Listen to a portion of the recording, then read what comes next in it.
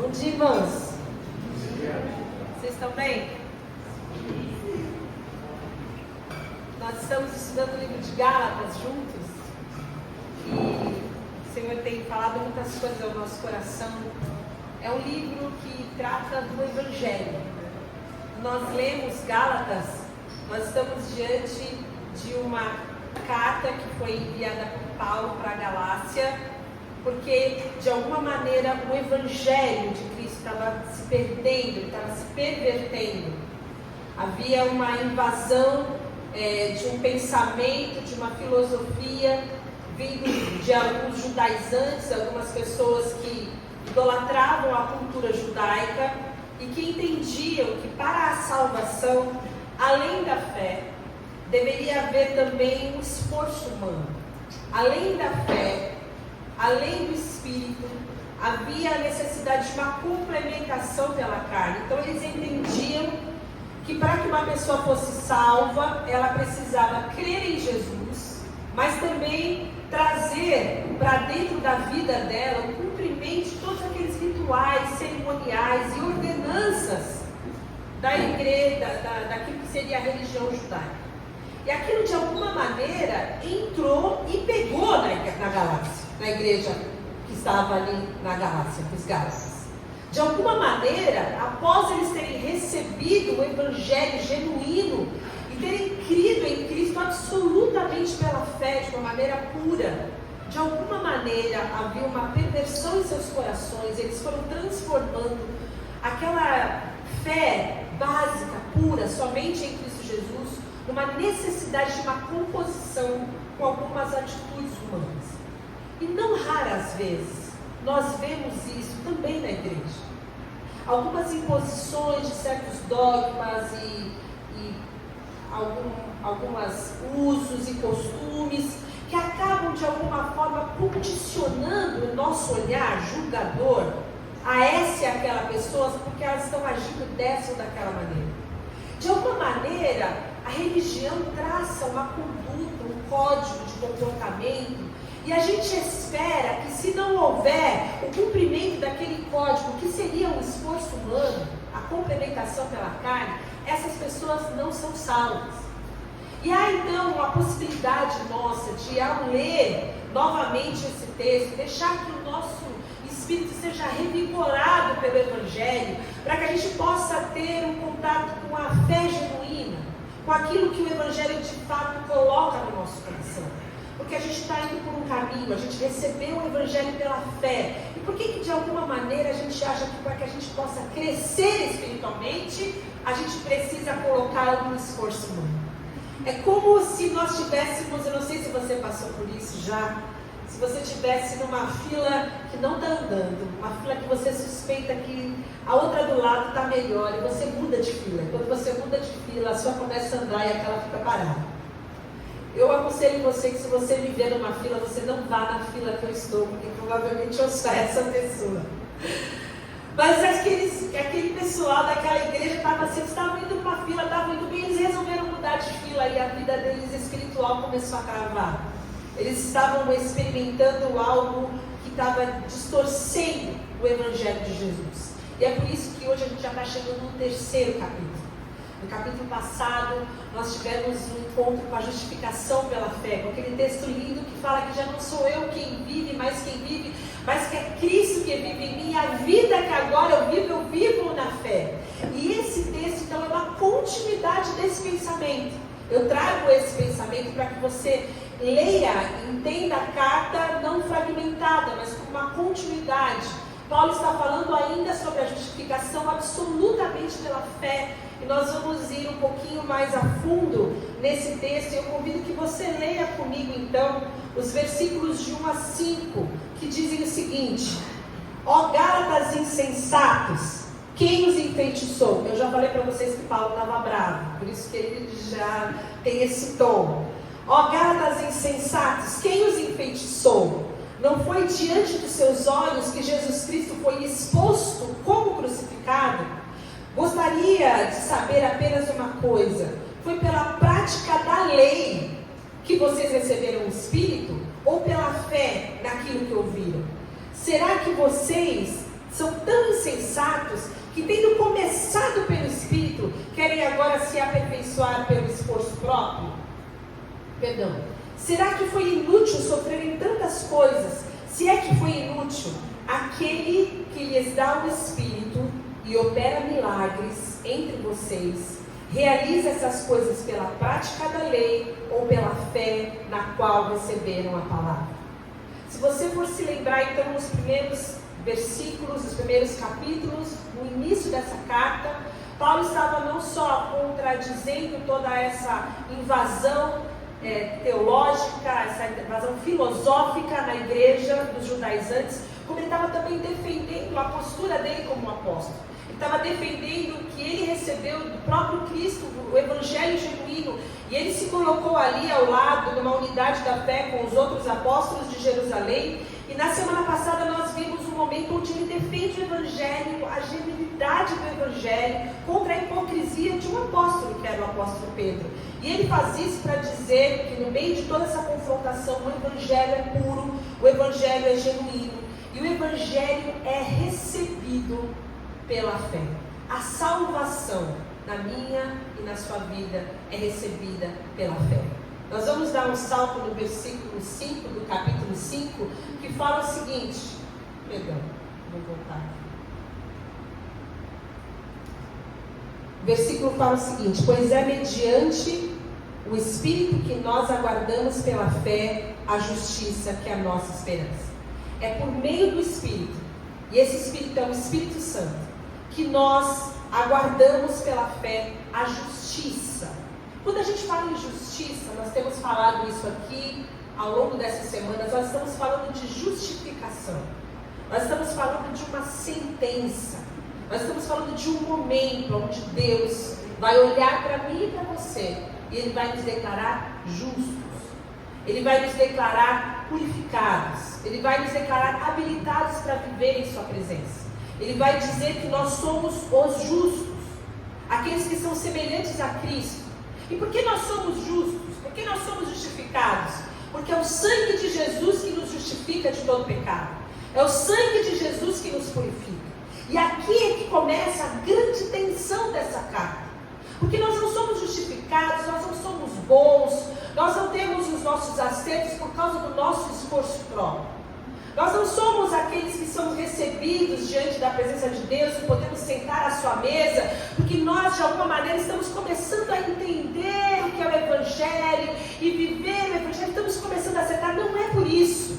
Nós somos declarados justos unicamente por causa da graça de Deus, porque essa fé invadiu o nosso coração, porque Jesus completou a obra na cruz do Calvário e Ele, por sua graça, nos concedeu o benefício, a benesse de sermos considerados justos. Ele tomou o nosso lugar e Ele pagou o preço pelo nosso pecado. É por isso que nós somos justos. O pecado não foi varrido para baixo do tapete. Jesus pagou o preço. E porque Ele nos substituiu na cruz, é que nós somos considerados justos. Eu lembrava ontem, conversando com os meninos, que a gente não tem, quem já leu a Crônica de Nárnia, ou as Crônicas de Nárnia, ou já viu o filme, não tem como não se lembrar do Edmundo Justo, aquele que tinha sido um traidor e que tinha sido requerida a alma dele pela feiticeira branca. Então, o Aslan vai, que é uma figura do próprio Cristo, ele se entrega, ele morre, e só depois ele ressurreto, substituindo o Edmundo, é que ele pode declarar ele o justo. Essa é uma alegoria, uma metáfora daquilo que Jesus fez por mim e por você na cruz do Calvário. Então a nossa esperança, a nossa divina esperança, é olhar para Cristo por meio do seu Espírito e aguardar essa declaração no final de todas as coisas. No final de todas as coisas, lá no final, lá na frente, quando a gente estiver diante do grande trono branco, a gente estiver diante do sumo, do maior de todos os juízes, aquele que escrutina o nosso coração, que sabe das nossas intenções, que conhece os nossos pensamentos. Ele vai olhar nos nossos olhos e vai dizer para nós que nós somos justos. E você sabe, eu sei, que isso só pode ser conquistado pela graça de Deus. Deus conhece o nosso coração. Deus conhece a nossa mente, Deus conhece as nossas intenções, e por causa da sua graça, através do seu Espírito, por meio da fé que nós somos justificados, e essa é a tensão que nós vamos tratar aqui, nesses dias em que nós estamos falando dos Gálatas. Ele começa a falar: ó Gálatas insensatos, vocês são tolos, vocês são insanos, vocês são doidos, vocês são cabeça de vento, vocês são sem noção. Ô Gálatas, vocês estão sem noção. O que aconteceu com vocês? Quem foi que enfeitiçou vocês? Não é possível, vocês são irracionais, vocês perderam a razão. E ele fala com ele dessa maneira, e é muito legal, porque nós vivemos um tempo onde crer em Jesus faz de nós pessoas que são consideradas menores, mantemos a nossa fé, defendemos a nossa fé, parece que não está na moda. Que a moda é você ser subversivo, a moda é você gostar da filosofia, a moda é do ateísta, a moda é de você ser descrente, a moda é você ser religioso.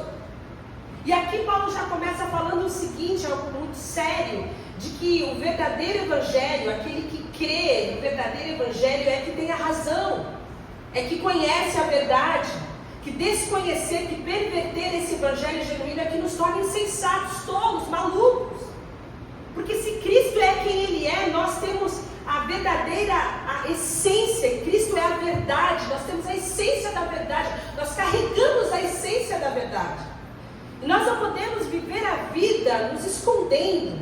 Nós precisamos defender a nossa fé, porque ao defendermos a nossa fé, nós estamos espalhando a verdade. E existem tantos tolos e insensatos que abrem a sua boca para falar contra esse evangelho, e poucos de nós se levanta com autoridade para falar que Jesus é o caminho e que Jesus é a única verdade. Paulo começa lembrando eles disso.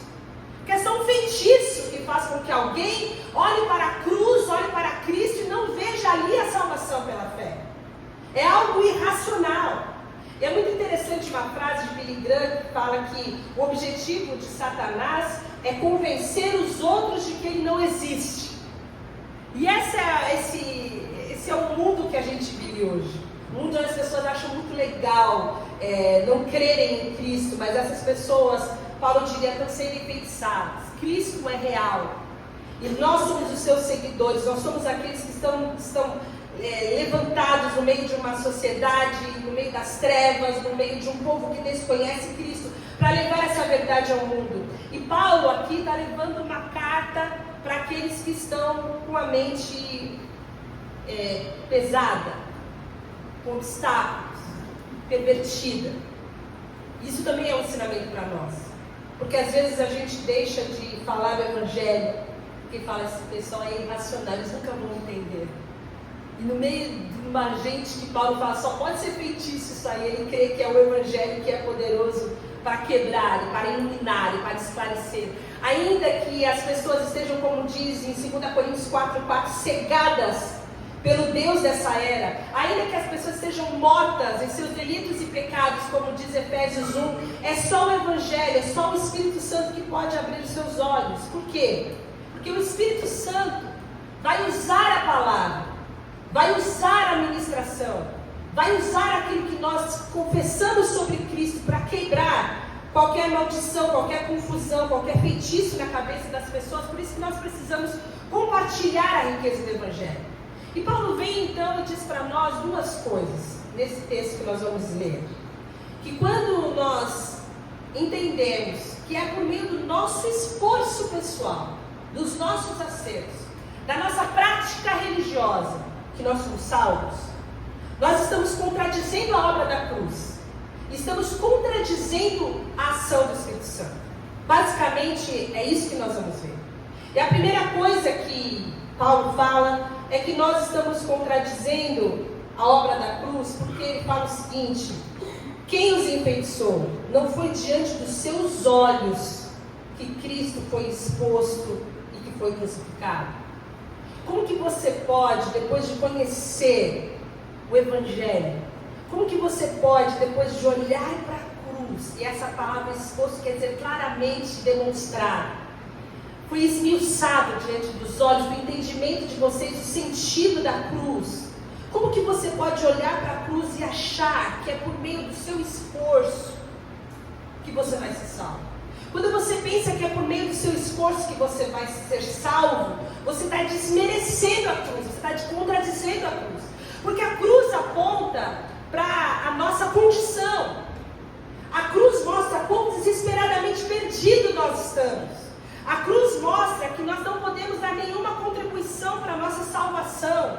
A cruz mostra que Deus, Pai, precisou enviar o seu Filho Santo, perfeito, ao mundo, para por meio da sua santidade, da sua devoção, para por meio da sua entrega, do seu sacrifício, nós pudéssemos ser salvos. Nós não conseguiríamos nos salvar. Era necessária uma intervenção de toda a eternidade, lá atrás, antes da criação do mundo. Ele já era um cordeiro que foi morto, que foi entregue, para nos resgatar e tirar de nós a maldição do pecado. E esse é o grande tropeço da cruz. Essa é a parte ofensiva da cruz. Que a gente olha para a cruz e a gente fala, foi por minha causa. A gente olha para a cruz e fala, eu sou impotente. A gente olha para a cruz e fala, eu não posso fazer nada para me salvar. Eu sozinho, sem Cristo, estou condenado ao inferno eterno, a uma vida distante de Deus, a uma vida em maldição, a uma vida em contínua perversão. A minha mente vai ser pervertida, as minhas atitudes vão ser pervertidas, eu vou agir com desamor com as pessoas, eu vou ser egoísta, eu vou ser irritado, o meu ambiente não vai revelar Cristo. Esse sou eu sem Cristo. Quando eu consigo entender a minha impotência, esse é a pedra de tropeço que a palavra fala, essa ofensa da cruz, é que eu olho e falo, é por minha causa, porque eu não poderia me salvar. E Paulo diz em Gálatas 5:11 que se eu pregar a circuncisão, e a circuncisão é o ápice de toda a religiosidade judaica, se eu ficar pregando isso, o tropeço da cruz, essa ofensa da cruz é removida. Se eu pregar que vai ser por meio do seu dízimo, vai ser por meio da sua presença nos cultos, vai ser por meio das suas boas obras, do dinheiro que você doa para as instituições, que você vai ser salvo, eu estou arrancando a ofensa da cruz, porque a ofensa da cruz é você não pode se salvar. Não tem nada que você possa fazer nesse mundo que vá contribuir com a sua salvação. Você é salvo absolutamente pela graça de Cristo. A gente não pode acrescentar nada a essa obra. E quando a gente olha para a cruz e vê esse Cristo crucificado e que foi por nós, nós precisamos entender que a expiação que Deus fez em Cristo na cruz, ela é suficiente para nos limpar dos nossos pecados. Isso é muito maravilhoso, porque a sentença de morte é para o nosso orgulho também. Nós temos essa tendência de sermos independentes, sermos autossuficientes, mas quando nós olhamos para a cruz, nós entendemos que foi por causa de Jesus, por causa da graça, por causa da entrega, por causa do perdão, que nós hoje temos acesso ao Pai. Quando nós achamos que a gente vai contribuir com essa, aquela ou aquela outra atitude, nós estamos anulando a graça de Deus, removendo o obstáculo da cruz e mostrando que nós também estamos sendo enfeitiçados e que nós também somos todos. Mas não é só isso que nós contradizemos, não é só a cruz de Cristo que nós contradizemos quando a gente alinha, acrescenta uma prática religiosa à salvação. Nós estamos também contradizendo a obra do Espírito Santo. E eu preciso que você venha comigo nesse pensamento, porque semana passada nós vimos que, versículo de Gálatas 2:20, assim já não sou eu quem vive, mas Cristo vive em mim. E o texto continua dizendo que a vida que eu vivo no corpo, eu vivo pela fé no Filho de Deus, que me amou e se entregou por mim. Mas o texto fala, não sou eu quem vive, Cristo vive em mim. Eu queria perguntar para você, o que significa Cristo viver em você? Como que Cristo vive em nós? Às vezes nós vamos falando e replicando alguns versículos e algumas ideias, e eu não sei quão prático é isso na sua vida. Mais tarde, num outro texto, Paulo vai dizer que Cristo em nós é a esperança da glória. A grande esperança da glória, da manifestação do poder de Deus, é Cristo vivendo em mim. Você, como que Cristo vive em nós? E Cristo vive em nós através do seu Espírito. Cristo vive em nós por meio do Espírito Santo. Se você tem alguma dúvida, eu preciso voltar com você lá no Evangelho, Quando Jesus estava com os seus discípulos, Jesus estava com os seus amigos, com aqueles que estiveram com ele nos últimos 3 anos, e num determinado momento ele fala assim: olha, eu vou para o Pai, eu preciso ir, e quando eu for vai vir um outro Consolador. E esse outro Consolador, essa palavra outro, ela pode ser descrita de 2 maneiras. Ela pode ser falada como allos ou hétero. E o texto, no grego, o texto bíblico, fala que foi usada a palavra allos, que é um outro igual. Hétero é um outro diferente, mas allos é um outro igual. Então, nesse texto bíblico, quando Jesus fala com os seus discípulos: eu vou para o Pai e eu vou enviar um outro Consolador, ele está falando: eu vou enviar um outro igual a mim. E isso é sobre o Espírito Santo, porque o Espírito Santo é aquele que é o Paracleto, que foi enviado não como um ajudador inferior, diferente, mas ele tem o mesmo poder, ele tem a mesma autoridade, ele tem a mesma capacidade. E ele foi enviado em João 16,14, Jesus fala: ele me glorificará porque receberá do que é meu e o anunciará a vocês. O Espírito Santo e Cristo são um, eles têm o mesmo poder, eles têm a mesma autoridade. E o que acontece na minha e na sua vida quando nós somos justificados pela fé? Quando essa fé invade o nosso coração e nós cremos pela fé e somos salvos, somos resgatados da nossa vã maneira de viver, é que o Espírito Santo vem habitar em nós. Ele faz morada em nós. Nós nos tornamos templo e habitação de Deus. E essa é a maneira pela qual Cristo vai viver em mim e em você, porque Ele vai fazer de nós a sua habitação. E aí, versículo 2 fala: eu gostaria de saber apenas uma coisa.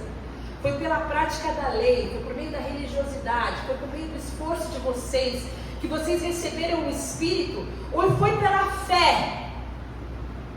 Ou foi a fé que invadiu o coração de vocês quando vocês ouviram?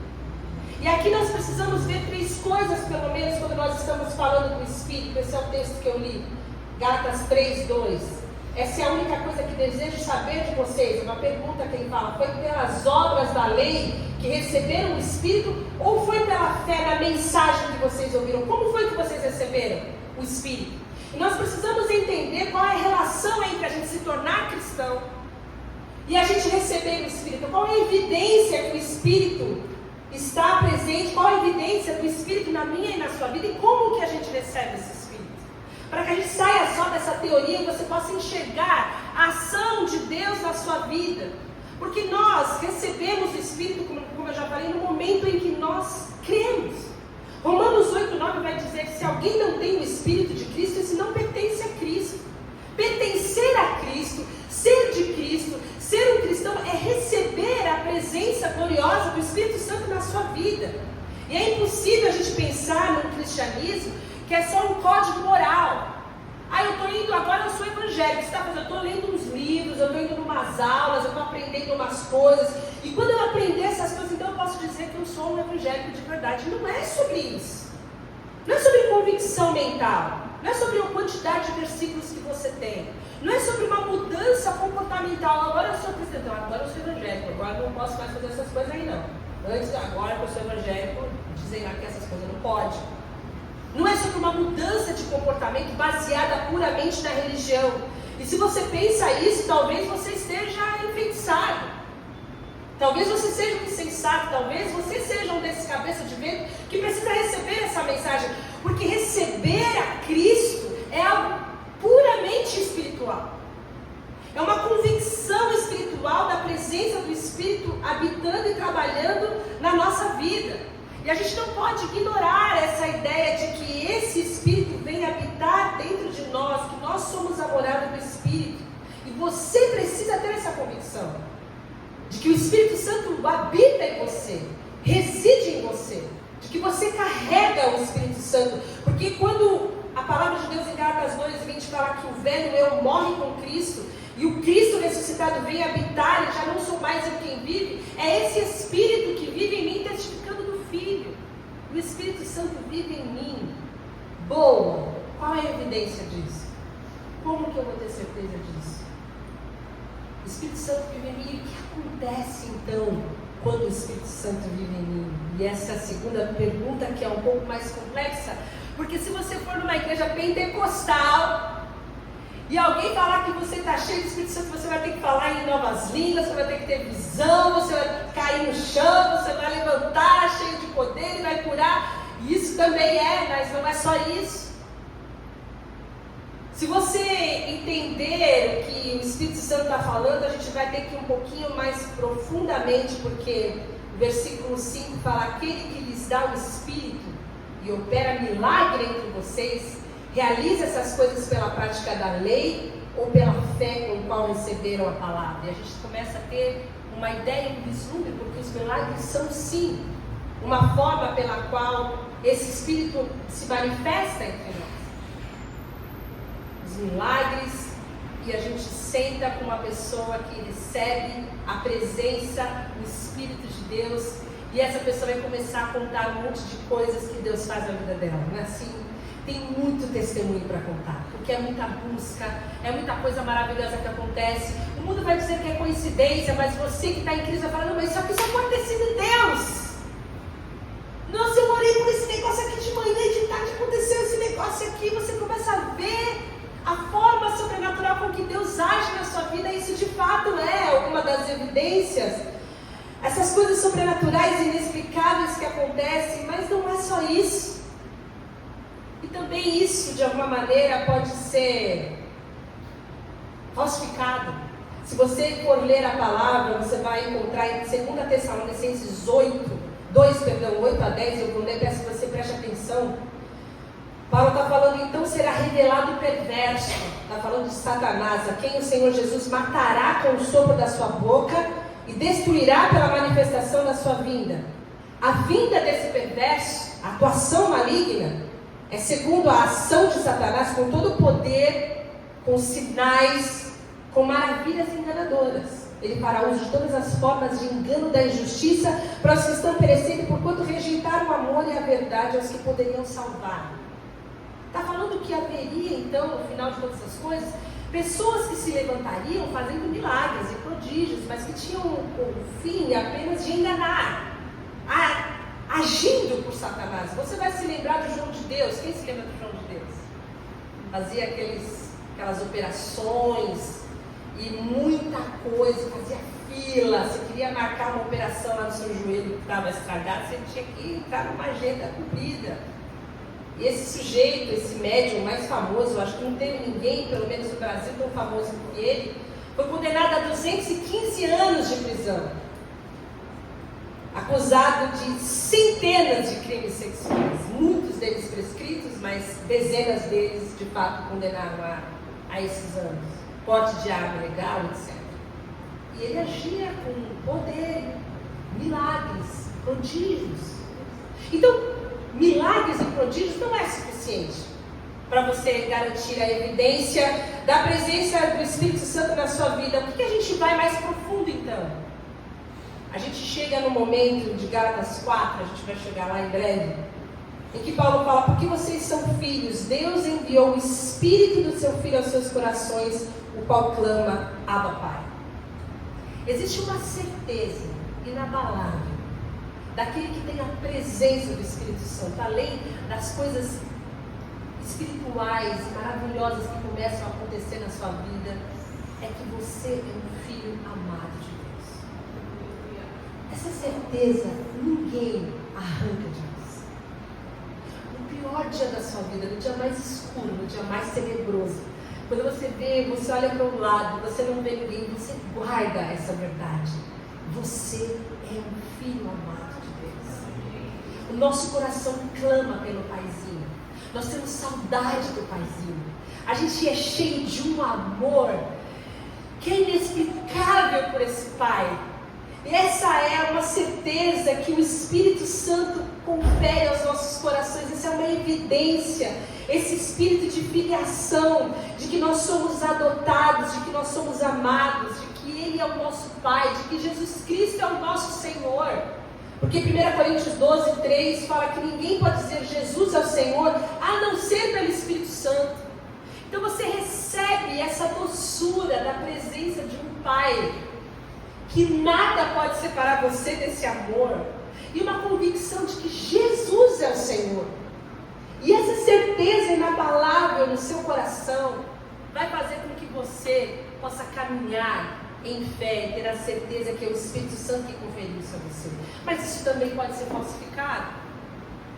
E quando nós vemos que isso também pode ser falsificado, quando lá em Mateus 7, Jesus fala, olha, nem todo aquele que diz Senhor, Senhor entrará no reino dos céus, mas aquele que faz a vontade do meu Pai que está nos céus. Muitos me dirão, Senhor, nós não profetizamos em Teu nome nós expulsamos demônios, nós não realizamos milagres. Jesus vai dizer, eu nunca os conheci.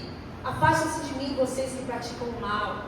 Então nós podemos também, além do milagre que pode ser uma evidência, mas que pode ser falsificado, essa certeza muitas pessoas têm. Você vai ouvir muita gente falando que todo mundo é filho de Deus, que no final Deus vai perdoar todo mundo e vai todo mundo para o céu. Algumas pessoas têm essa certeza, uma certeza tola, uma certeza insensata, mas tem. Então a gente caminha um pouco mais fundo e a gente chega nessa terceira evidência, além da presença poderosa do Espírito Santo agindo, mudando a nossa vida, intervindo na nossa vida, no nosso dia a dia, além dessa certeza maravilhosa de que nós somos filhos amados, de que Jesus Cristo é o nosso Senhor. A terceira evidência está lá em Gálatas 5, que diz que o fruto, a ação, o desenvolvimento, aquilo que revela e que produz o Espírito Santo em nossa vida é o amor. O Espírito Santo habitando em mim, habitando em você, além de transformar as nossas vidas de uma forma absolutamente sobrenatural, de nos conferir essa certeza de que nós somos filhos de Deus, Ele vai gerar um fruto, vai haver um produto da ação dEle na nossa vida, que é o amor. Essa presença dEle vai se manifestar em paciência, em mansidão, em bondade, em domínio próprio, em benignidade, em fé. A presença do Espírito Santo vai mostrar que o velho homem já foi e que agora nós somos uma nova criação. Tudo muda dentro de nós. Essa é a presença gloriosa. Isso é Cristo em nós. Essa é a esperança da glória. Isso é o Espírito Santo em nós. E como é que eu vou saber então que esse Espírito foi recebido? Quando eu tenho a convicção de que esse Espírito foi recebido pela fé. E Paulo, ele está conversando com aqueles discípulos e falando, vocês se lembram como vocês receberam? Vocês se lembram? Quando você estava na sinagoga, quando você estava na rua, em algum momento você ouviu sobre a mensagem de Cristo? Isso é para nós também. Você se lembra? Quando alguém falou de Jesus a primeira vez com você, seu olho brilhou, seu coração aqueceu como no caminho de Emaús, como aqueles homens, você começou a falar, mas que coisa fantástica, eu quero saber um pouco mais disso. Quando alguém falou dos seus pecados, você não se sentiu acusado, mas você se sentiu acolhido, porque afinal de contas agora havia uma solução para toda aquela bagunça que você estava lidando com a sua vida e você não estava conseguindo consertar. Havia uma esperança, e a esperança era Cristo crucificado. Você se lembra como essa fé entrou no seu coração enquanto você ouvia essa mensagem e o seu coração foi lavado, foi justificado pela essa mensagem por causa da fé. Você não se esforçou para isso. Você nem estava procurando isso. Veio aquela pessoa que você não via há tanto tempo, te abraçou e falou de Jesus para você e seu coração foi cheio de fé. É sobre isso que Paulo está lembrando o pessoal da Galácia. Olha, foi por meio da fé. Foi por meio de você ouvir e ouvir a palavra de Deus. A palavra de Deus é poderosa, a palavra de Deus é a espada do Espírito, a palavra de Deus é mais cortante do que qualquer espada de 2 gumes, diz lá em Hebreus 4:12. Ela acaba com as nossas defesas, ela expõe a nossa necessidade de Deus. Quando nós ouvimos a palavra, ela rasga o nosso coração. Nós recebemos o Espírito quando nós ouvimos e cremos por meio da palavra. A luz do Evangelho invadiu o nosso coração, iluminou as trevas da nossa alma, e nós cremos. Por meio da mensagem do Evangelho, essa palavra produziu fé. Tiago 1,18 fala, por sua decisão, Ele nos gerou pela palavra da verdade. Ele decidiu nos gerar, nós somos gerados, nós recebemos a nova vida por meio da palavra da verdade, para que sejamos como que os primeiros frutos de tudo o que Ele criou. Então ele pergunta de novo, eu queria saber uma coisa, foi pela prática da lei, foi porque vocês são religiosos, porque vocês são bonzinhos, vocês estão distribuindo diante de vocês, vocês vão no culto também, vocês não faltam nascer, é por causa disso que vocês foram salvos. Vocês acham que foi por causa disso que vocês foram salvos? Vocês receberam o Espírito pela fé naquilo que vocês ouviram, ou foi porque vocês se esforçaram de alguma maneira? E essa é a questão aqui. E aqui a gente chega num momento onde ele fala, será que vocês são tão insensatos que tendo começado pelo Espírito, querem agora se aperfeiçoar pelo esforço próprio? Talvez a gente, no meio da nossa caminhada com Deus, a gente se lembra daquele dia em que nosso coração foi cheio de fé por meio da palavra. Mas agora a gente olha para a nossa vida e vê que alguma coisa desandou. Parece que já não é mais a mesma coisa. Parece que eu já não tenho mais o mesmo amor. Parece que eu não vivo mais o primeiro amor. Parece que algumas coisas espirituais já não têm mais o mesmo calor. Eu já não tenho o mesmo ânimo, eu já não tenho o mesmo... Eu acho que é porque eu não estou fazendo as coisas direito. Eu acho que é porque eu deveria ler, eu acho que é porque eu deveria jejuar, mas eu acho que é por causa de um monte de coisa que eu devo fazer, eu devo me esforçar. E aí Paulo está falando, você acha mesmo que você começou pela fé e você está quebrado agora porque você não está se esforçando? Isso é uma mensagem perigosa, porque a gente gosta de dar demandas para as pessoas, e as pessoas gostam de estar no controle. Quer dizer então que se eu ler mais a palavra, quer dizer então que se eu orar mais, quer dizer que eu vou receber 7 passos, e eu vou cumprir esses 7 passos do meu esforço próprio, eu vou voltar até o primeiro amor. E Paulo está dizendo absolutamente o contrário, ele fala, não é pelo seu esforço, assim como você recebeu pela fé, você precisa continuar vivendo dessa fé. Você precisa continuar sendo alimentado pelo Espírito Santo, porque uma vida de prática de religião é uma prática vazia, comparada a um coração cheio de fé, a um coração onde o Espírito Santo habita, um coração cheio da presença do Espírito Santo. Isso não é físico, não é por meio do meu esforço, não é o meu velho eu tentando se levantar da tumba e resolver as coisas. É eu entendendo que é só por meio da graça de Deus. A nossa carne é uma oposição natural à vontade de Deus. Meu esforço vai me dar umas 2 semanas de vida cristã. Minha determinação de ler, de fazer, de acontecer, vai me garantir um fôlego, mas depois eu vou voltar aqui de novo. A nossa carne é a nossa oposição natural à vontade de Deus. Então, na sua forma religiosa, nós de alguma maneira entendemos que nós começamos nossa vida cristã de uma forma boa e agora nós precisamos nos esforçar. Mas a palavra de Deus fala que a carne sempre vai ostentar um jeito de se virar sem Deus. E esse é o nosso jeito de se virar sem Deus. Essa é a culpa que a gente carrega. Quantos não carregam uma culpa de não ler a Bíblia o suficiente? De nunca conseguir jejuar, de jejuar só até meio-dia. Pô, eu ia bem, mas Deus vai entender, né? Estou com uma fome. Amanhã eu vou tentar de novo. E a gente carrega uma culpa por não falar de Jesus como a gente deveria. A gente carrega uma culpa por não ser o tipo de mãe que a gente deveria, o tipo de amigo que a gente deveria, o tipo de cônjuge que a gente deveria. A gente carrega uma culpa por não ser o que a gente acha que a gente deveria. A gente se esforça, mas não está rolando. Tem alguma coisa que está acontecendo. Então, sem Deus, essa carne vai se manifestar com imoralidade. Sem Deus, essa carne vai se manifestar com idolatria, inveja, facções. Está lá em Gálatas 5, a gente vai chegar lá. É eu fazendo o que eu quero, eu não estou nem aí com o que Deus quer. Essa é a vida do irreligioso. Mas o religioso vai achar que ele precisa ter 7 passos. Ele precisa cumprir aquele negócio ali. Se ele não cumprir aquele negócio ali, ele nunca vai conseguir crescer espiritualmente. Ele quer crescer e acha que ele pode se esforçar.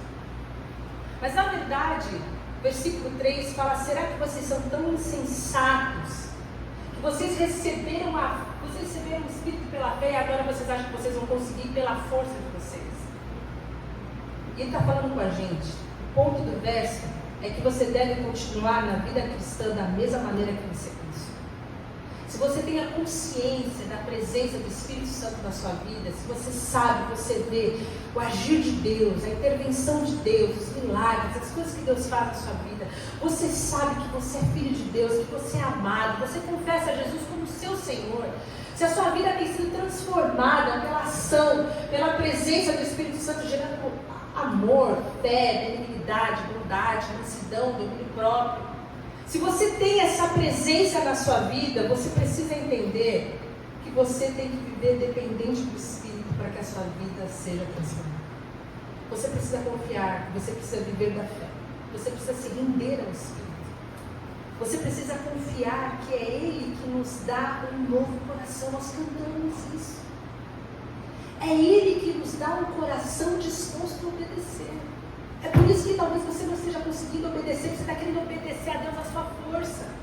Sendo que você precisa se render ao Espírito Santo e falar: eu preciso que Cristo viva em mim. Eu preciso que o Espírito Santo trabalhe em mim. Eu preciso largar o meu ego insubordinado, que acha que de alguma maneira eu vou conseguir acertar, e entender que eu preciso continuar confiando em Deus. Assim como eu confiei em Deus para a minha justificação, eu preciso confiar em Deus para a minha santificação. É Ele que vai agir em mim. É Ele que vai atuar. Eu quero então dar um conselho prático para você. Você pode resumir em roca. O primeiro passo que nós precisamos é reconhecer que sem Cristo nós não somos ninguém. O primeiro passo que nós precisamos é reconhecer que na nossa carne não tem nada de bom. O primeiro passo que a gente precisa é reconhecer que o velho eu, ele ama a rebeldia. Reconhecer os nossos pecados. Nós precisamos viver uma vida de confissão, uma vida de arrependimento, uma vida de percepção. Entender que nós de fato não conseguimos, porque isso enobrece a cruz de Cristo. Entender que de fato a gente não tem como se salvar, porque isso mostra por que nós precisamos ser salvos. A segunda coisa é orar e confessar a Deus isso. Ao invés de você fazer um monte de promessas para Deus, confessa: eu não estou conseguindo, não está dando certo, eu preciso que Cristo, que Deus, que o Espírito Santo produza em mim essa obediência, que Cristo me dê esse coração disposto a obedecer, porque esse coração aqui não quer obedecer. Eu preciso de um coração disposto a obedecer. Me dá um coração igual ao teu. Confesse diante de Deus a necessidade que você tem de Deus na sua vida e confie. Confie em Deus. Confie que Ele que nos dá o seu Espírito e opera milagre entre nós é que vai realizar essas coisas pela fé. Eu confio que o poder de Cristo em mim vai se manifestar e eu vou viver essa transformação. Ele vai produzir esse fruto em mim e aí eu vou poder agir. Mas não é o agir com esforço próprio, é o agir segundo a operação do Espírito Santo no meu coração. É a ação do Espírito Santo transformando a minha mente, transformando o meu coração, transformando as minhas atitudes, as minhas intenções, para que eu possa viver a sua verdade, para que eu possa viver pela fé. Então eu vou agradecer porque não foi pelo meu esforço, porque eu não sou ninguém, porque eu não sou nada, porque eu preciso de Deus.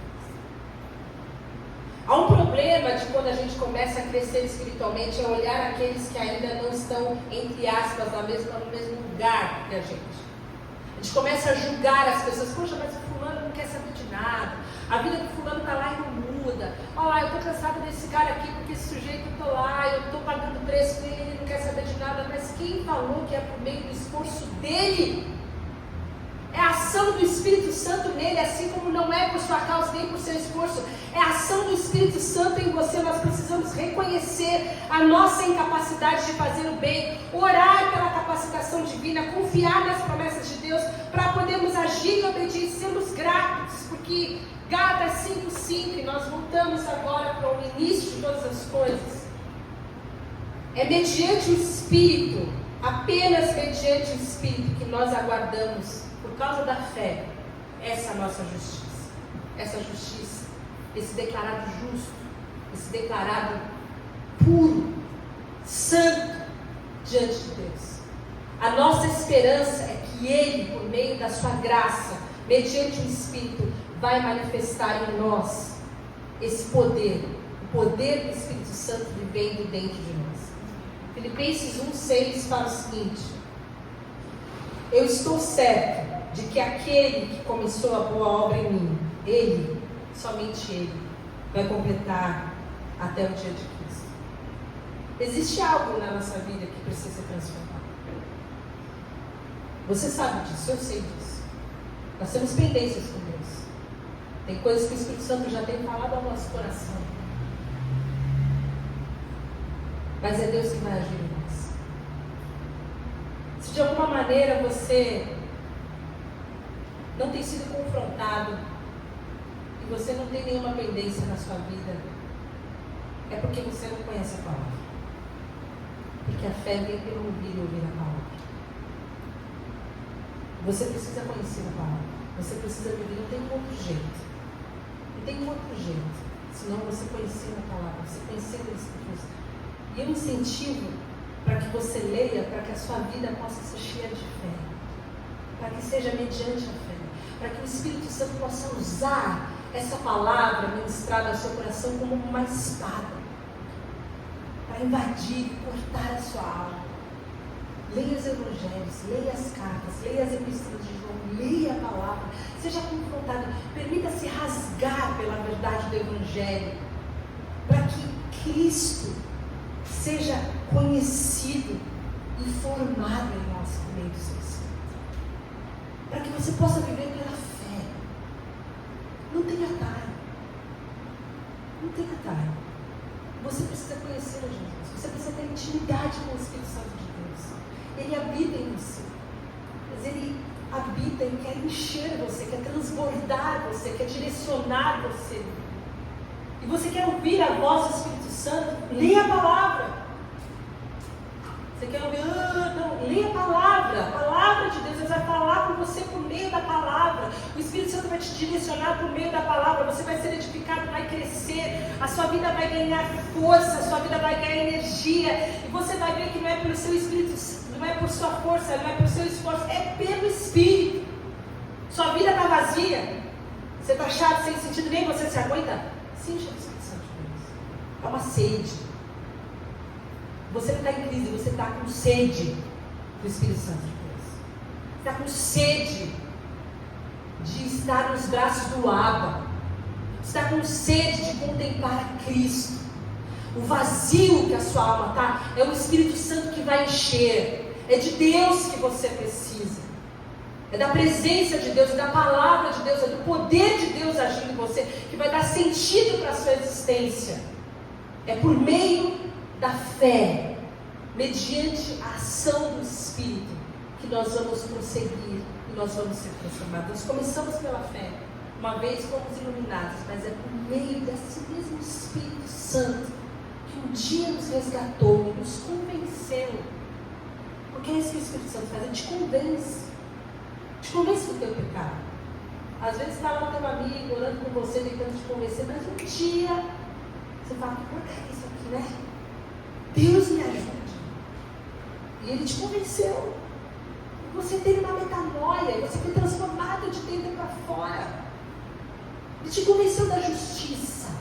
Ele te convenceu do resgate. Ele te convenceu que você é amado. Ele te convenceu que você é puro. Ele te convenceu que você é declarado justo. Ele te convenceu, o Espírito agiu em você. De forma que você pode clamar, Pai, você pode dizer, Jesus Cristo é o Senhor. Mas Ele também te convence do juízo. Ele também te convence das consequências do teu erro. Ele também te convence das consequências do teu pecado. Também te convence dessa vida infrutífera, vazia que você está vivendo. E é hora de, quando você ouvir a voz de Deus, que você não endureça o seu coração, mas que você se permita ser guiado por esse Espírito, para que você seja cheio e que você transborde. E que através da veiculação dessa palavra, outras pessoas possam receber essa fé. Em nome de Jesus, vamos orar. Senhor, nós te agradecemos pelo Teu Espírito habitando em nós.